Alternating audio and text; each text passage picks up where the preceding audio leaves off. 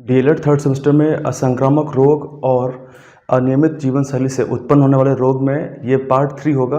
और इससे पहले वाले पार्ट में 2 पार्ट में हम लोगों ने डायबिटीज़ के बारे में और इंसुलिन के बारे में अच्छे से डिस्कस किया है। और उन 2 पार्ट्स के लिंक आपको नीचे डिस्क्रिप्शन में मिल जाएंगे, वहाँ से उसको आप इजीली देख पाएंगे। तो आज के इस क्लास में हम बात करेंगे पार्ट 3 में, उसके आगे से। जैसा हम जानते हैं कि डायबिटीज़ यानी मधुमेह है। डायबिटीज़ को हिंदी में मधुमेह कहा जाता है। और हमको ये पता है कि मधुमेह कैसे होता है। बेसिक सी बात करेंगे, थोड़ा सा रिवाइज करेंगे। देखिए, हमारे बॉडी के अंदर जो इंसुलिन नाम का हार्मोन बनता है, इंसुलिन, और ये एक प्रकार का पेप्टाइड हार्मोन होता है। यानी इसका मतलब ये है कि इसका जो नेचर है वो प्रोटीनियस होता है, एक प्रकार का प्रोटीन युक्त हार्मोन होता है। और ये अगर हमारी बॉडी में इसकी मात्रा कम हो जाती है, हमारी बॉडी में अगर ये बहुत कम हो जाता है या फिर ये निकलना बंद हो जाता है, तो फिर मधुमेह डिजीज़ हो सकता है। अब ये क्वेश्चन ये है कि इंसुलिन कहाँ से बनता है, हमारी बॉडी में कौन सा ऐसा ऑर्गन है जहाँ से इंसुलिन बनता है। तो आपकी जानकारी के लिए हम आपको बता दें कि इंसुलिन जो हार्मोन होता है वो हमारे पैनक्रियाज में, यानी हमारे अग्नाशय में, हमारे पैनक्रियाज में जो बीटा कोशिकाएं होती हैं, बीटा कोशिकाएं, वो इंसुलिन को उत्पन्न करती हैं। और अगर हमारी बॉडी में इंसुलिन की मात्रा बहुत कम स्रावित होगी या फिर इंसुलिन बिल्कुल ही नहीं निकलेगा, अगर मान लीजिए हमारे बॉडी के अंदर बीटा कोशिकाएं, बीटा सेल्स अगर डिस्ट्रॉय हो गई, अगर ये नष्ट हो गई, तो उससे परिणाम क्या निकलेगा कि इंसुलिन का स्रावण बिल्कुल बंद हो जाएगा और उससे समस्या होगी, मधुमेह हो जाएगा। और अगर ऐसा होता है कि इंसुलिन बहुत कम निकलता है बॉडी के अंदर, तो हमारी जो सेल्स हैं, देखिए हमारी बॉडी में, हमारे शरीर के अंदर जो हमारी बेसिक यूनिट होती है लाइफ की, जीवन की जो आधारभूत इकाई होती है, उसको हम कोशिका कहते हैं, वो सेल होती है। और हमारी सेल को ग्लूकोज चाहिए, यानी हमारी कोशिका को ऊर्जा उत्पन्न करने के लिए ग्लूकोज चाहिए और ऑक्सीजन चाहिए। जब ग्लूकोज हमारी बॉडी में भोजन के रूप में, हम जो फूड टेक करते हैं, जो भोजन हम लोग करते हैं, उस भोजन में कार्बोहाइड्रेट होता है। और उसमें खासकर अगर हम बात करें रोटी की, तो रोटी में स्टार्च होती है। और स्टार्च जब हम बॉडी में लेते हैं तो फिर हमारे बॉडी के अंदर, हमारे लार में कुछ एंजाइम्स होते हैं जो स्टार्च को माल्टोज में कन्वर्ट कर देते हैं। और उसके बाद फिर हमारे स्टमक के अंदर जब फूड जाता है तो उसके अंदर जो भी कार्बोहाइड्रेट होता है वो ब्रेक हो जाता है। और फाइनली कार्बोहाइड्रेट ब्रेक होता है ग्लूकोज में, और ग्लूकोज हमारे कोशिका के अंदर प्रवेश करता है। और वहीं पे हमारे कोशिका के अंदर माइटोकॉन्ड्रिया में ऑक्सीजन पहुंचता है, और फिर इस ग्लूकोज का ऑक्सीकरण होता है और उसके फलस्वरूप हमको ऊर्जा मिलती है और हम कोई कार्य करने के लिए उपयुक्त हो पाते हैं, हम कोई कार्य कर सकते हैं। अगर ऐसा हो कि अगर हम भोजन ही ना करें कई दिनों तक, तो हमारे शरीर के अंदर जो ऊर्जा है उसकी मात्रा बहुत कम हो जाएगी। इसका मतलब हमारी जो सेल्स हैं, कोशिकाएं हैं, इनको ग्लूकोज नहीं पहुंचेगा। लेकिन एक ऐसी स्थिति अगर पैदा हो जाए कि हमारे बॉडी में इंसुलिन नाम का हार्मोन बनना बंद हो जाए या फिर बहुत कम बने, तो उस केस में क्या होगा, जो ग्लूकोज है वो हमारी कोशिका के अंदर प्रवेश नहीं कर पाएगा, प्रवेश नहीं कर पाएगा। और उससे क्या होगा, ग्लूकोज की मात्रा जो है हमारे रक्त में अधिक होना शुरू हो जाएगी। और फिर धीरे धीरे हमारे ब्लड में जब ग्लूकोज की मात्रा ज़्यादा हो जाएगी तो वो उसका उपापचय नहीं हो पाएगा, यानी उसका ग्लूकोज का जो शुगर है, ग्लूकोज, उसका मेटाबॉलिज्म नहीं हो पाएगा। और इस तरीके से जो विकार उत्पन्न होगा, जो समस्या उत्पन्न होगी, उसी को हम डायबिटीज़ कहते हैं। डायबिटीज़ में हम मुख्यतः 2 प्रकार से बात करेंगे, यानी एक डायबिटीज़ मेलिटस और दूसरा होता है डायबिटीज़ इंसिपिडस। दोनों ही प्रकार का डायबिटीज़ के बारे में हम थोड़ा जानेंगे, क्योंकि हमारे एग्ज़ाम के हिसाब से इम्पॉर्टेंट है ये, और एज नॉलेज गेन करने के लिए भी इम्पोर्टेंट है, ताकि विस्तार से हम लोग समझ में आए कि भाई डायबिटीज़ क्या होता है और डायबिटीज़ के प्रकार होते क्या हैं। देखिए, डायबिटीज़ यानी मधुमेह, जो पिछले 2 वीडियोस बने हुए हैं उनमें डायबिटीज़ के बारे में विस्तार से एक्सप्लेन किया गया है, तो आप लोग उसको ज़रूर देखिएगा। डायबिटीज़ के यहाँ पे हम 2 प्रकार की बात करेंगे। एक प्रकार होता है डायबिटीज़ मेलिटस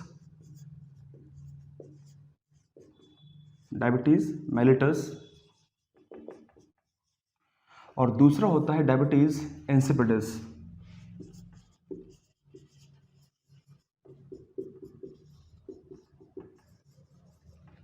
डायबिटीज़ मेलिटस की अगर बात करें तो आमतौर पर जो डायबिटीज़ हमको हो जाता है ये आसपास के लोगों को हो जाता है, और पूरे विश्व की बात करें तो 90% डायबिटीज़ जो हो जाता है वो डायबिटीज़ मेलिटस होता है। और इसके अंदर खासकर डायबिटीज़ के अंदर खासकर टाइप 1 और टाइप 2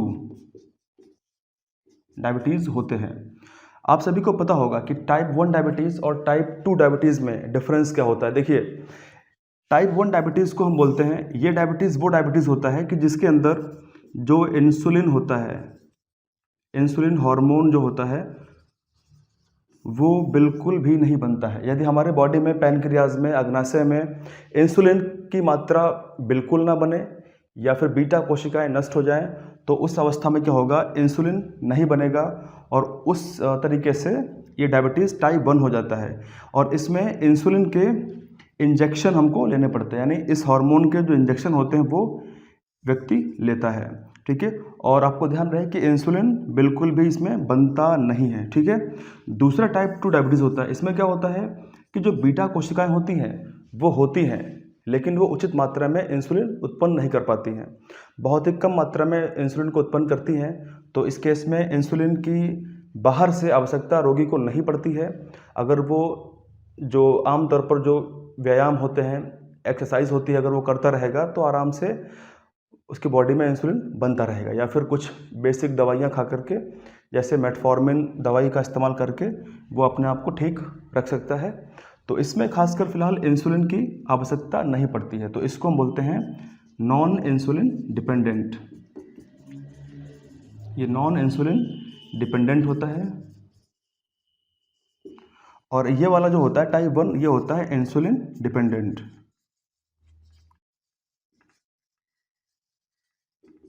और जो डायबिटीज़ इंसिपिडिस होता है, इसमें खास बात क्या होती है कि इसमें बॉडी से जो यूरिन है, जो मूत्र बनता है, उसकी मात्रा बहुत ज़्यादा बनने लगती है, यानी 4 से 19 लीटर तक यूरिन बनना स्टार्ट हो जाती है और हमारे बॉडी के लिए अत्यंत घातक होता है। देखिए, इसमें एक खास बात ये होती है कि इसमें यूरिन के अंदर ग्लूकोज नहीं निकलता है। ठीक है, डायबिटीज़ इंसिपिडिस में ग्लूकोज यूरिन में नहीं निकलता है। ये एक प्रकार से हमारे हाइपोथैलेमस एक विशेष प्रकार के हार्मोन्स को उत्पन्न करता है जिसको हम बोलते हैं ADH, बोलते हैं, यानी एंटी डाई यूरेटिक हार्मोन इसको हम बोलते हैं। और इसी हार्मोन को बोलते हैं वासोप्रेसिन। और जब ये हार्मोन हमारे ब्रेन में हाइपोथैलेमस से निकलता है और उसके बाद में पिट्यूटरी ग्लैंड, यानी हमारे दिमाग में ही सबसे छोटी ग्रंथि होती है जिसको बोलते हैं पीयूष ग्रंथि में जाके स्टोर हो जाता है और वहाँ पे संचित होने के बाद में हमारे ब्लड में पीयूष ग्रंथि द्वारा ये स्रावित होता है और उसके बाद करता है कि हमारे बॉडी के अंदर जो वाटर लेवल है, हमारे ब्लड में जो पानी की मात्रा है, उसको नियंत्रित करता है। अगर यह हार्मोन नहीं होगा तो फिर हमारी बॉडी के अंदर जो वाटर लेवल है वो डिसबैलेंस हो जाएगा और इसका मेन काम ये होता है कि किडनी को और हमारे जो रक्त वाहिकाएँ होती हैं उनके ऊपर कार्य करता है और हमारे बॉडी में जो हमारा ब्लड प्रेशर होता है उसको मेंटेन करने का प्रयास करता है। यानी हमारे बॉडी के लिए ये अत्यंत आवश्यक हार्मोन है। कौन सा? ADH, जो कहाँ से निकलता है? हाइपोथैलेमस से निकलता है। और इसका एक काम और होता है, ये किडनी को ये निर्देश देता है कि ज़्यादा मात्रा में वाटर लॉस ना हो पाए, क्योंकि आपको पता है कि हमारे बॉडी में जो वाटर होता है, हमारी बॉडी में 70% के आसपास पानी होता है और हमारे खून के अंदर भी मैक्सिमम पानी ही होता है। अभी हमने बेसिक सी बातें करी और अभी हम कुछ इंपॉर्टेंट पॉइंट्स के ऊपर बात करने वाले हैं ताकि आपके एग्जाम में जो पॉइंट्स आएँ आप उसको डायरेक्टली वहाँ पे लिख के आएँ। ठीक है, तो देखते हैं कुछ महत्वपूर्ण पॉइंट्स को। डायबिटीज़ मेलिटस के बारे में कुछ इंपॉर्टेंट पॉइंट्स लिखे हुए हैं। जैसे इससे पहले हमने क्या बात करी थी कि इंसुलिन की कमी के कारण शरीर में रुधिर का जो हमारे ब्लड में जो शर्करा होती है, ग्लूकोज होता है। अब शर्करा का यहाँ पे मीनिंग है ग्लूकोज का पूर्णतः उपापचय नहीं हो पाता है। इसका मतलब क्या है कि हमारे सेल के अंदर ग्लूकोज जब प्रवेश ही नहीं कर पाएगा तो किस तरीके से उसका पूर्ण उपापचय हो पाएगा और हमारे ब्लड में उसकी मात्रा अधिक बनी रहेगी। ठीक है, तो आपके लिए बहुविकल्पी क्वेश्चंस में ये इम्पोर्टेंट है। ठीक है, जो भी आपके एग्जाम में बहुविकल्पी क्वेश्चंस आते हैं उसमें ये आप लोग ध्यान रखेंगे कि शर्करा का यानी ग्लूकोज का पूर्ण उपापचय नहीं हो पाता है। दूसरी बात यह है कि क्या यह वंशागत होता है, यानी क्या यह पीढ़ी दर पीढ़ी नीचे की तरफ बढ़ता है। जैसे अगर किसी परिवार में किसी बुजुर्ग को या किसी भी रक्त से संबंधित व्यक्ति को अगर है तो उसके बच्चों में आने के चांसेस कितने होते हैं, तो कुछ केसेस में देखा गया है कि फैमिली में ये वंशागत भी हो सकता है। ठीक है, तो इसको भी ध्यान रखेंगे। अब दूसरा ये है कि अगर ये डायबिटीज़ मेलिटस किसी को हो जाता है तो लक्षण कौन कौन से हैं। तो लक्षण बहुत ही कॉमन है जो व्यक्ति महसूस कर सकता है और अपने आप को महसूस करके वो पता लगा सकता है कि उसको डायबिटीज़ है या फिर नहीं है। अब यहाँ पे जो लक्षण हैं, जैसे मूत्र में शर्करा की उपस्थिति, अब यानी जहाँ पे वो पेशाब करेगा तो वहाँ पे आसपास चींटियाँ आ जाएंगी, क्योंकि उसके यूरिन में ग्लूकोज की मात्रा होगी तो वो चींटियों को अट्रैक्ट करेगा और इसी को हम बोलते हैं ग्लाइकोसूरिया। ठीक है, ग्लाइकोसूरिया यानी यूरिया के अंदर ग्लूकोज का पाया जाना, तो क्या है ग्लाइकोसूरिया। दूसरी बात क्या है, रुधिर में शर्करा की अधिक मात्रा, यानी हमारे ब्लड में शुगर की मात्रा ज़्यादा हो जाएगी, उसको हम बोलते हैं हाइपर ग्लाइसीमिया। ठीक है, अब ध्यान रखेंगे हाइपर ग्लाइसीमिया बोलते हैं हमारे ब्लड में यदि ग्लूकोज की मात्रा ज़्यादा हो जाती है। उसके बाद रोगी को यानी ऐसे व्यक्ति को जिसको डायबिटीज़ हो चुका है उसको कई बार उसको पेशाब जाने के लिए जाना पड़ेगा। दूसरा, उसको भूख प्यास अधिक लगेगी, क्योंकि बार बार जब पेशाब जाएगा यानी बार बार जब यूरिन त्यागेगा तो बॉडी में ग्लूकोज बाहर जा रहा है यूरिन के माध्यम से, और ग्लूकोज ही हमारे बॉडी में ऊर्जा का सबसे बड़ा स्रोत होता है, क्योंकि हम भोजन से ग्लूकोज को ही प्राप्त करते हैं। तो ऐसे व्यक्ति को बार बार भूख प्यास भी लगेगी और बार बार वो व्यक्ति पानी भी पिएगा, उसका बार बार गला सूखता रहेगा। उसके बाद जो अगला इसका लक्षण है, शरीर का वजन कम हो जाएगा, क्योंकि उसको कमजोरी आ जाएगी, वो काफ़ी वीक हो जाएगा तो उसको कमजोरी महसूस होगी। तो ये कुछ लक्षण हैं जो कोई भी व्यक्ति देख सकता है अपने आप में, और अगर वो लक्षण उसको इस तरीके से प्रतीत होते हैं तो उसको डायबिटीज़ मेलिटस हो सकता है। उसके बाद बात करते हैं कि कौन कौन से ऑर्गन्स अफेक्टेड होते हैं। तो हमारी जो आँखें हैं उनमें इसका दुष्प्रभाव पड़ता है। दूसरा, जो वृक्क है यानी जो गुर्दा है यानी किडनी जिसको बोलते हैं, उसमें समस्या आ सकती है, और उसके अलावा हमारे हार्ट के अंदर भी दिक्कतें आ सकती हैं, और हमारे जो टांगे हैं, लेग्स हैं, उनके अंदर भी समस्या आ सकती है। तो इस तरीके से कुछ अंगों को ये, और इवन कहें कि हमारी पूरी बॉडी में ही ये समस्या उत्पन्न करेगा। धीरे धीरे हमारी बॉडी में इसमें समस्या क्या होती है, अगर किसी व्यक्ति को डायबिटीज़ हो जाता है तो उसकी बॉडी में कमज़ोरी रहती है। दूसरी बात, उसकी बॉडी में काफ़ी इचिंग वगैरह भी होती रहती है, खुजली वगैरह होती रहती है। उसके अलावा, और ये खासकर देखा जाता है कि जो गर्भवती महिलाएं हैं तो उनके स्तनों में आदि में खुजली ज़्यादा हो सकती है। तो इस तरीके से डायबिटीज़ के ये सिम्टम्स जो है हम देख सकते हैं। उसके अलावा अगर हम बात करें कि अगर किसी व्यक्ति को घाव हो जाता है, अगर मान लीजिए चोट लगी, घाव हो गया, तो डायबिटीज़ के केस में क्या होता है, घाव जल्दी भरता नहीं है, घाव भरने में टाइम लग जाता है, तो इन्फेक्शन जो है वो ज़्यादा हो सकते हैं। और उनके ब्लड में मिठास होती है, क्योंकि ब्लड में ग्लूकोज की मात्रा ज़्यादा होती है। तो उस केस में क्या होता है, स्किन के ऊपर जब ज़्यादा स्क्रैच करेंगे तो वहाँ पे खुजली होगी, प्लस फंगस वगैरह की ग्रोथ भी हो सकती है। तो इन्फेक्शन के चांस ज़्यादा रहते हैं इस डिजीज़ में। उसके अलावा बात करते हैं कि रोकथाम कैसे की जाए। अब रोकथाम के लिए कोई वैक्सीन तो बनी नहीं है कि वैक्सीन दे दी गई और पैनक्रियाज में जो बीटा सेल्स थी वो एक्टिवेट हो गई और इंसुलिन बनना शुरू हो गया, वो ऐसा पॉसिबल नहीं है। ठीक है, बस इसको हम केवल नियमित व्यायाम से, कुछ सुबह उठ के मॉर्निंग में एक्टिव रहें, जॉगिंग करें, उससे हम इसको क्योर कर सकते हैं। उसके अलावा कुछ अगर टाइप 1 डायबिटीज़ है तो उसमें आपको इंसुलिन के इंजेक्शन लेने ही पड़ेंगे, जैसा हमने वीडियो के स्टार्टिंग में ही बात करी थी। और अगर टाइप 2 डायबिटीज़ मेलिटस है तो केवल जॉगिंग करने से और थोड़ा अपने बॉडी का ख्याल रखने से हम इसको मेंटेन कर सकते हैं। लेकिन उस केस में कुछ दवाइयाँ हमको लेनी पड़ेंगी, मेटफॉर्मिन है, कुछ हमको मेडिसिन लेनी पड़ती हैं। तो इस तरीके से रोकथाम कर सकते हैं। या फिर अपने जो भोजन है जो हम लोग खाते हैं, अगर हम उस पर थोड़ा नियंत्रण करें तो उससे भी हमको मदद मिलेगी। जैसे अधिक मंड वाले, मंड का मतलब होता है स्टार्च, मंड का मतलब क्या होता है? स्टार्च। मंड का मतलब स्टार्च होता है, और स्टार्च क्या है? एक प्रकार का कार्बोहाइड्रेट होता है, एक प्रकार का कार्बोहाइड्रेट होता है स्टार्च। तो अधिक स्टार्च वाले या फिर शर्करा जैसे ग्लूकोज, सुक्रोज इत्यादि, अगर ऐसे खाद्य पदार्थ वो सेवन करता है तो उसको, उसके बॉडी में ग्लूकोज का लेवल जल्दी बढ़ जाएगा और उसको फिर डायबिटीज़ के काफ़ी डायबिटीज़ ज़्यादा हाई हो सकती है। दूसरी बात यह है कि आलू, चावल, मिठाइयाँ इत्यादि, यानी जो मीठे पदार्थ हैं, मीठे खाद्य पदार्थ हैं, उनका सेवन उसको रोकना पड़ेगा। और अगर वो सेवन डेली करता है तो उसको फिर वीकली करना पड़ेगा, थोड़ा कंट्रोल तो करना ही पड़ेगा, ठीक है। और गीता में भी कहा गया है, युक्ताहार विहारस्य युक्त चेष्टस्य कर्मसु युक्त स्वप्न बोधस्य योगो भवति दुख। यानी कोई व्यक्ति अगर युक्त आहार करता है, विहार करता है, थोड़ा घूमने जाता है, थोड़ा जॉगिंग करता है और युक्त समय पर यानी निश्चित समय पर वो सोता है, जागता है, तो इस तरीके से वो योग कर रहा है। और ऐसे योगी को कभी भी कोई विकार हो ही नहीं सकता, कभी कोई समस्या आ ही नहीं सकती, तो हमेशा स्वस्थ रहता है, ठीक है। तो अभी इसके आगे हम लोग देखते हैं डायबिटीज़ इंसिपिडस में कि उसमें क्या समस्या आती है और किस तरीके से उसमें चीज़ें सामने आती हैं। अब देखिए, इससे पहले थोड़ी सी बात कर लेते हैं कि जो डायबिटीज़ को रोकने वाला जो एक इंजेक्शन है, यानी डायबिटीज़ अगर किसी को हो जाता है तो कंट्रोल में करने के लिए इंजेक्शन देते हैं, उसका नाम क्या है? उसका नाम है इंसुलिन। तो इंसुलिन हार्मोन के जो इंजेक्शन हैं, यानी अगर कहें कि इंसुलिन हार्मोन जो है इसको किसने डिस्कवर किया था, तो इसको बेंटिंग द्वारा 1921 में डिस्कवर किया गया था। तो आप लोग ध्यान रखेंगे कि इंसुलिन हार्मोन की खोज किसने करी थी? बेंटिंग ने करी थी और 1921 में करी थी।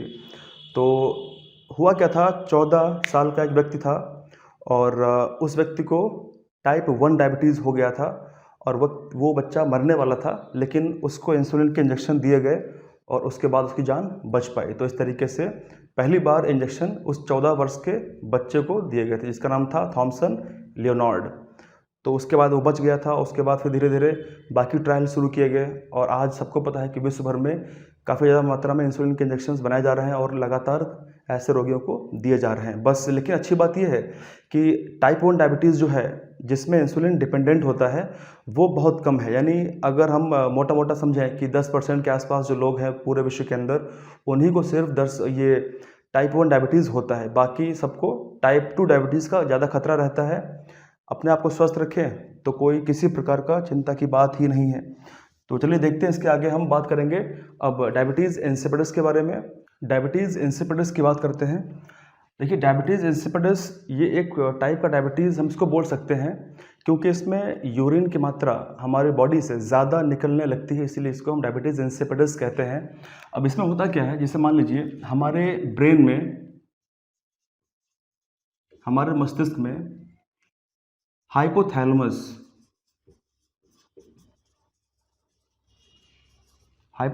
नाम की एक ग्रंथि होती है जो बहुत ही इंपॉर्टेंट है, महत्वपूर्ण ग्रंथि होती है। आगे आने वाले चैप्टर्स में अगर आपके डीएलएड 3rd सेमेस्टर में इसके बारे में चैप्टर में कोई भी टॉपिक होगा तो इसको विस्तार से हम समझेंगे कि इसका काम क्या होता है। तो हमारे ब्रेन में हाइपोथैलेमस होती है। अब इसको मैं हिंदी में भी लिखे देता हूँ, हाइपोथैलेमस,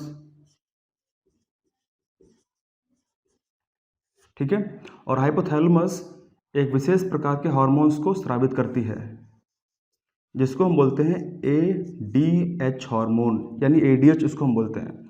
एक विशेष प्रकार के हार्मोन को स्रावित करती है, विशेष प्रकार के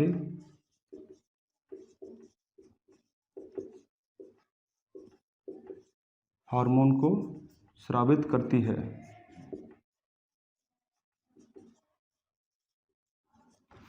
जिसको हम ADH कहते हैं। अब ADH का मतलब होता है एंटी डाईयूरेटिक हार्मोन।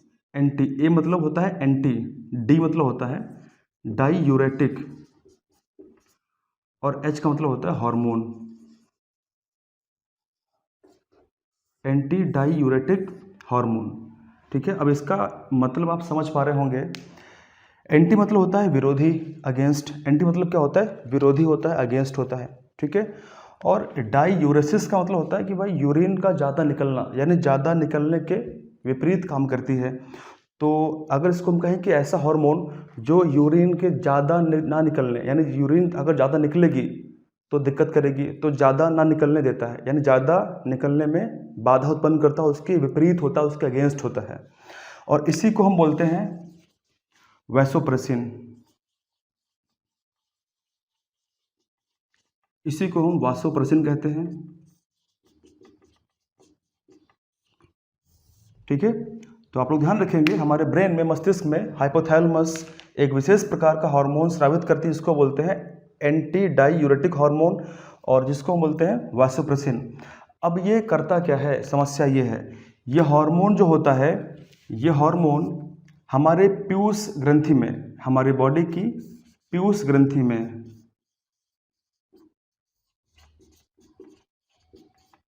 हमारी बॉडी की पीयूष ग्रंथि में, यानी हमारी बॉडी में पिट्यूटरी ग्लैंड जो होती है, पिट्यूटरी ग्लैंड में स्टोर हो जाता है, वहाँ पे जाके संचित हो जाता है, स्टोर हो जाता है। ठीक है, और उसके बाद क्या होता है, इस पिट्यूटरी यानी पीयूष ग्रंथि से ये एडीएच हार्मोन हमारे रक्त में स्रावित होता है। अब इसको हम यूँ भी कह सकते हैं कि एंटी डाईयूरेटिक हार्मोन पीयूष ग्रंथि में स्टोर होता है, संचित होता है, और उसके बाद हमारे ब्लड में रिलीज हो जाता है, मिल जाता है। और जैसे ही हमारे ब्लड में मिल जाता है, वैसे ही यह हार्मोन अपने कार्य करना शुरू कर देता है। इसका काम क्या होता है, इस हार्मोन का कार्य क्या होता है, समझते हैं।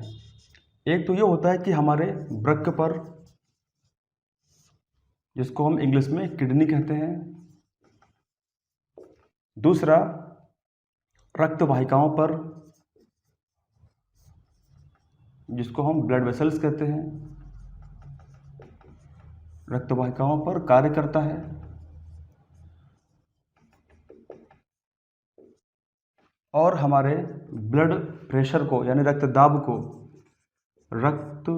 को, बीपी को नियंत्रित करता है। ठीक है, नियंत्रित करता है।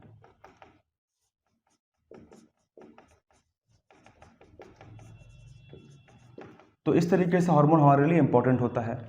और अगर बात करें इसके दूसरे फंक्शन की, तो इस हार्मोन का जो दूसरा फंक्शन ये होता है कि हमारे बॉडी में जो यूरिन होती है, जो मूत्र होता है, मूत्र को अधिक स्रावित होने से या फिर उत्सर्जित होने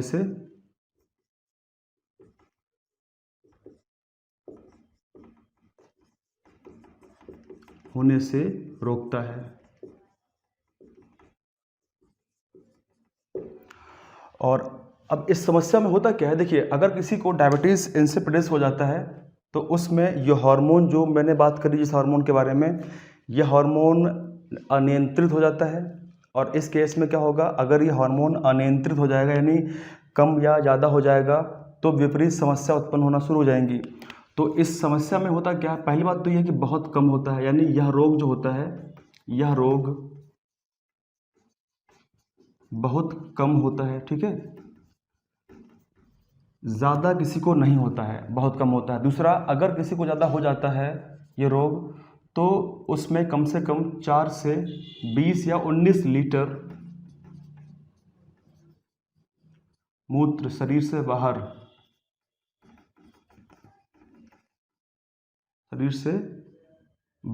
निकलने लगता है।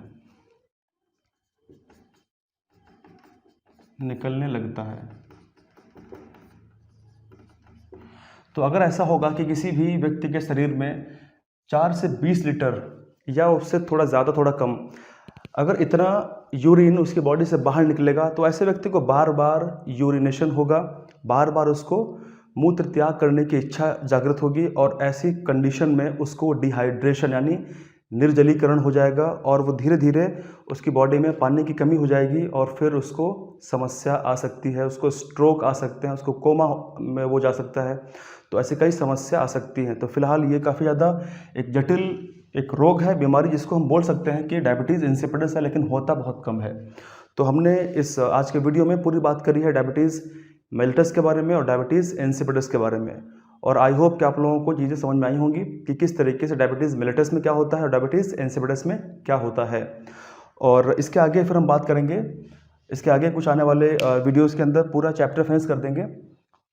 आपसे मैं एक क्वेश्चन पूछता हूँ और आई होप कि आप लोग उस क्वेश्चन को कमेंट सेक्शन में ज़रूर लिखेंगे। वो question short answer type question है, यानी उसको हम बोल सकते हैं कि लघु उत्तर आपको लिखना है। उसमें लगभग 25 से 30 शब्दों में आप उसको लिखेंगे, ठीक है। तो क्वेश्चन मैं बोर्ड पे अभी जस्ट लिखने वाला हूँ और आप लोग सभी लोग, जो लोग वीडियो देख रहे हैं, सभी लोग उस क्वेश्चन का आंसर अवश्य करेंगे। तो क्वेश्चन वो इस प्रकार है,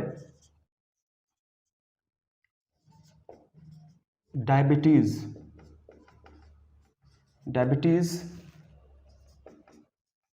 रोग क्या है? डायबिटीज रोग क्या है? दूसरा, इंसुलिन के बारे में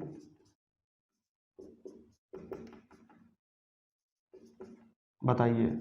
तो आपको इस क्वेश्चन का आंसर करना है, डायबिटीज़ रोग क्या है, डायबिटीज़ बीमारी है क्या, और इंसुलिन का काम क्या होता है, इंसुलिन के बारे में आपको बताना है। क्वेश्चन नंबर 2 मैं आपसे पूछता हूँ, बीटा कोशिकाएं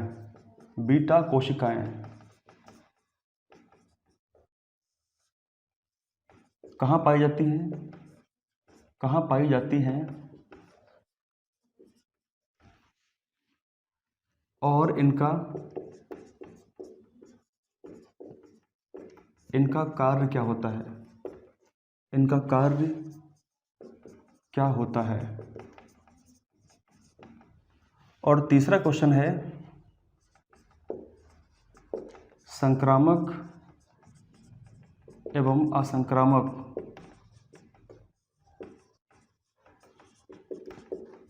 रोग कौन होते हैं?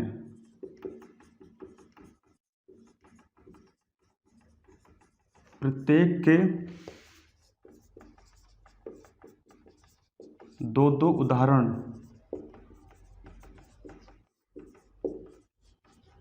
देकर समझाइए।